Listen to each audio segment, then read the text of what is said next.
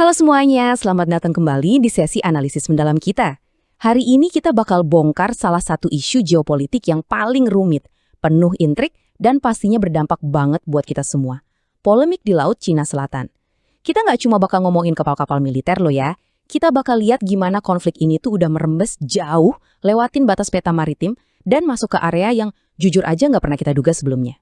Coba deh kalian pikirin, gimana ceritanya sebuah film blockbuster Hollywood atau bahkan aplikasi pesan minuman boba tiba-tiba bisa jadi ancaman keamanan nasional di Asia Tenggara? Kayak, kok bisa sengketa laut yang jaraknya ribuan kilometer dari rumah kita tiba-tiba nongol di layar HP kita? Gimana sebuah peta fiktif di film animasi atau update kecil di aplikasi pesan antar bisa bikin boikot gede-gedean sampai krisis diplomatik antar negara?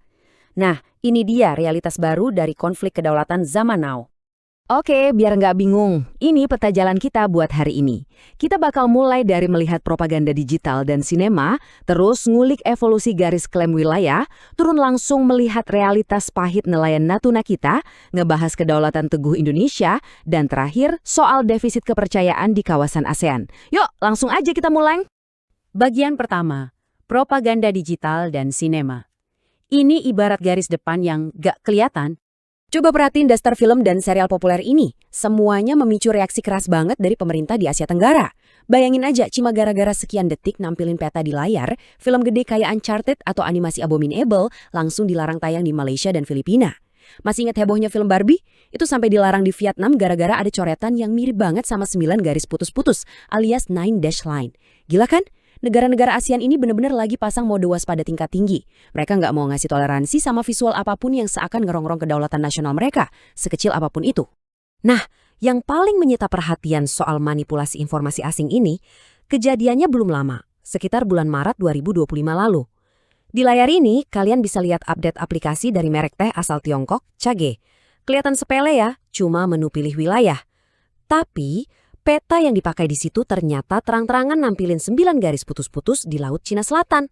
Wah, ini sih bukan lagi urusan obrolan tertutup para diplomat. Ini langsung nyentuh konsumen sehari-hari. Dan akhirnya meledak jadi gelombang boikot lokal yang super masif, apalagi di Malaysia. Dan buat kalian yang nanya, emang seberapa parah sih efek boikotnya? Nih, kita lihat datanya langsung.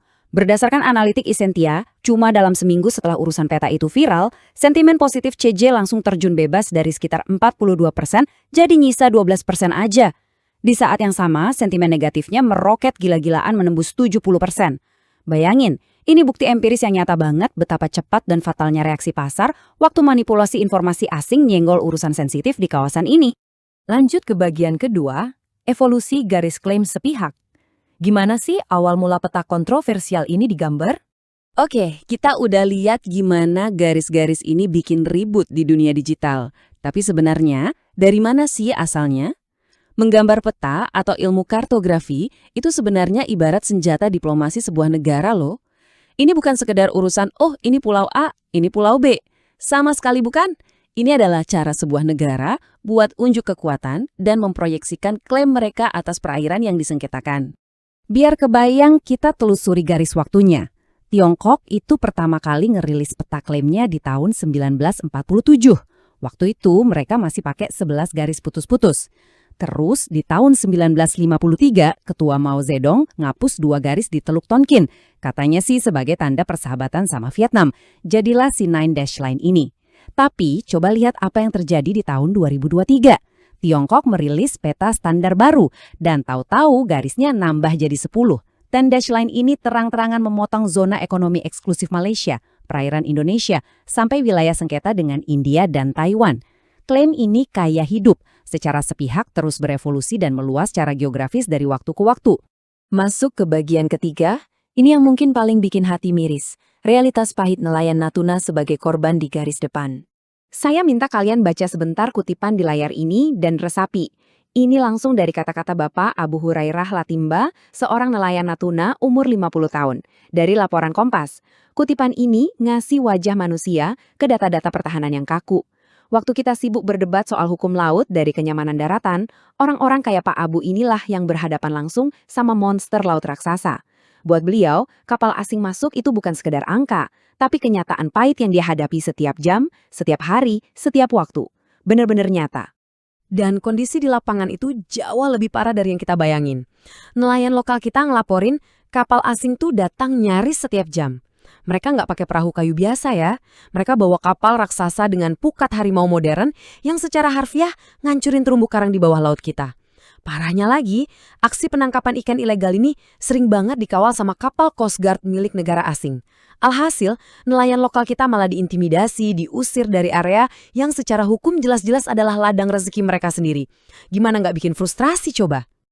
Nah, dari kerasnya laut, kita pindah ke meja diplomasi. Bagian 4, posisi tegas kedaulatan Indonesia.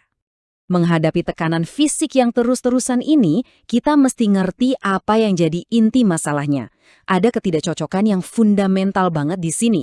Di satu sisi, Tiongkok selalu beralasan dan membenarkan posisi kapalnya karena sejarah, menyebutnya sebagai area penangkapan ikan tradisional peninggalan nenek moyang.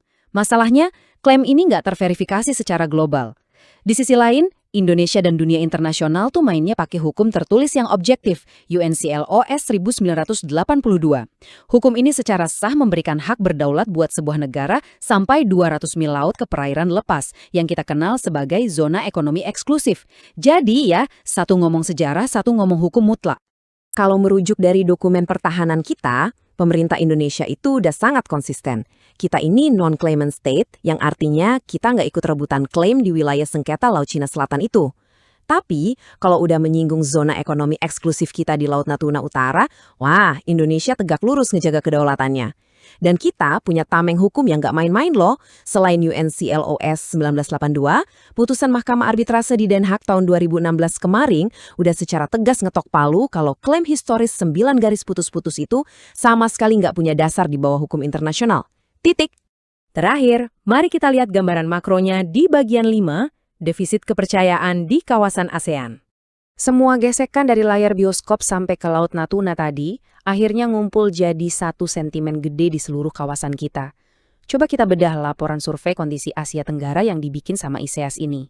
Laporan ini tuh kayak bukti empiris yang secara terang-terangan nunjukin betapa cemasnya geopolitik yang sekarang lagi dirasain banget sama negara-negara tetangga kita di kawasan ASEAN. Coba deh lihat grafik donat ini. Grafik ini ngilustrasiin paradoks yang lumayan bikin geleng-geleng kepala. Kita semua tahu, secara ekonomi, hubungan perdagangan kawasan ini sama Tiongkok itu nempel banget. Tapi, gara-gara invasi fisik di lautan dan manipulasi peta di dunia digital yang kita bahas tadi, muncul defisit kepercayaan yang dalam banget. Sebanyak 50,1% responden ASEAN bilang dengan jujur kalau mereka nggak percaya komitmen Tiongkok pada aturan global. Apa yang paling mereka takutin? Ketakutan akan ekspansi teritorial. Kepercayaan itu kan mahal banget ya, tapi dengan gampangnya luntur cuma karena masalah garis wilayah ini. Nah, itu bawa kita ke pertanyaan penutup ini. Kita udah lihat bareng-bareng ya, gimana sengketa hari ini nggak cuma urusan adu mekanik kapal perang, tapi udah diam-diam nyusup lewat manipulasi informasi, di film favorit kita, di aplikasi yang kita pakai nongkrong, sampai ngancurin hidup nelayan tradisional kita kayak Pak Abu di Natuna. Jadi pertanyaannya, kalau garis-garis imajiner ini dibiarin terus meluas tanpa peduli sama hukum internasional, kira-kira berapa lama lagi sih waktu yang kita punya sampai ketegangan sunyi ini benar-benar meledak jadi krisis global yang nyata di depan mata? Ini realitas yang wajib banget kita waspadai bareng. Makasih banyak ya udah dengerin analisis mendalam kali ini, dan sampai jumpa di bahasan kita selanjutnya.